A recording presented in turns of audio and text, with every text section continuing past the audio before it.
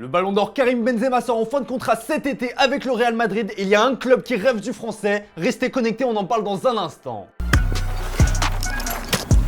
Foot.fr, fournisseur officiel de football. Bonjour à toutes et à tous et bienvenue dans ce nouveau JT Foot Mercato. La prolongation de Karim Benzema avec le Real Madrid n'est pas encore actée, malgré l'envie des deux clubs de prolonger l'histoire d'amour. Par conséquent, certains clubs tentent de se faufiler dans ce dossier et c'est le cas d'Al Nassr qui a un rêve complètement fou.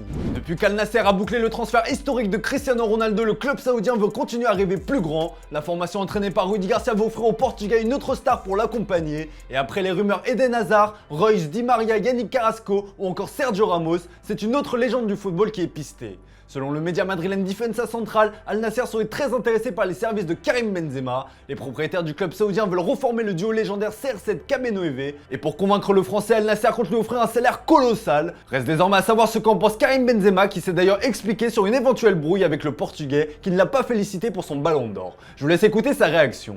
Primero no necesitamos foto para decir que somos amigos. Foto es Instagram, Twitter, eso es otro mundo.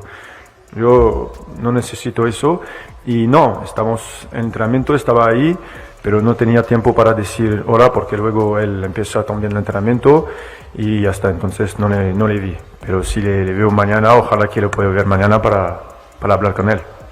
Bon, tout le monde attend désormais avec impatience les retrouvailles entre Benzema et Ronaldo. Peut-être que le Portugais va trouver les mots justes pour le convaincre de le rejoindre. En attendant, le Français a évoqué son avenir. Je suis ici à Madrid et j'apprécie chaque entraînement et comme je le dis toujours chaque année, je l'apprécie. Je ne sais pas combien de temps je vais rester mais j'apprécie chaque jour à Madrid. Je suis à Madrid, en parler est un autre sujet. J'apprécie comme n'importe quel joueur, a-t-il déclaré en conférence de presse. La tendance serait clairement une prolongation mais comme vous le savez, dans le foot, tout va très vite. Question du jour les amis, un duo Ronaldo-Benzema Al Nassr, est-ce que vous validez? Comme d'habitude, on attend vos avis dans les commentaires. Vendredi, Dimitri vous demandait justement si l'arrivée de CR7 à Al Nassr allait faire de la Saudi Pro League le championnat non européen le plus intéressant. Eh bien vous n'êtes pas de cet avis, à moins que d'autres stars comme Léo Messi ou Karim Benzema ne débarquent en Arabie Saoudite. Allez, on passe au focus du jour et on va évoquer le mercato du Barça qui promet d'être particulièrement agité. Le FC Barcelone de Xavi court toujours après son premier titre. Il pourrait bien s'agir de la Supercoupe d'Espagne, mais pour ça, il faudra terrasser ce soir son plus grand rival, le Real Madrid. Pour conforter son avance en Liga, le leader barcelonais compte se renforcer durant ce mercato hivernal.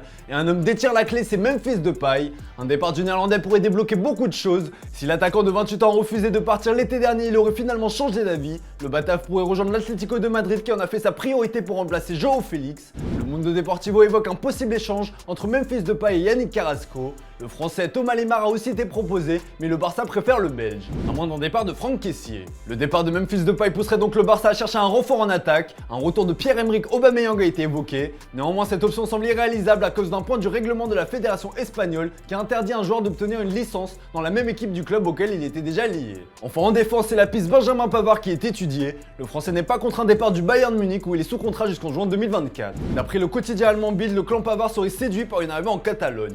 Il donnerait même sa préférence au Barça alors qu'il est aussi courtisé par le Real Madrid. Une chose est sûre, les coulées devraient bien se montrer actifs cet hiver.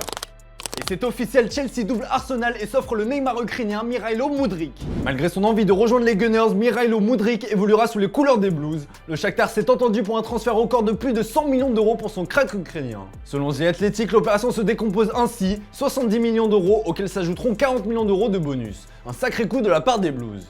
Et Leeds casse sa tirelire pour un grand espoir français. Il s'agit du jeune Georginio Rutter qui va donc découvrir la première ligue après 2 saisons en Bundesliga du côté d'Offenheim.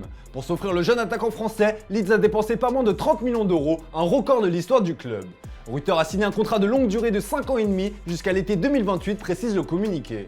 Mario Lemina retourne aussi en première ligue après des passages à Fulham et Southampton. Le milieu de 29 ans quitte le GC Nice pour Wolverhampton. Il s'est engagé pour 2 ans et demi avec les Blues, mais le transfert comprend une option supplémentaire de 12 mois. Le Bayer Leverkusen s'est offert l'un des plus grands espoirs du football belge, Noah Bamba. En fin de contrat avec le club Bruges, le milieu de 18 ans était courtisé par le FC Barcelone et Manchester City.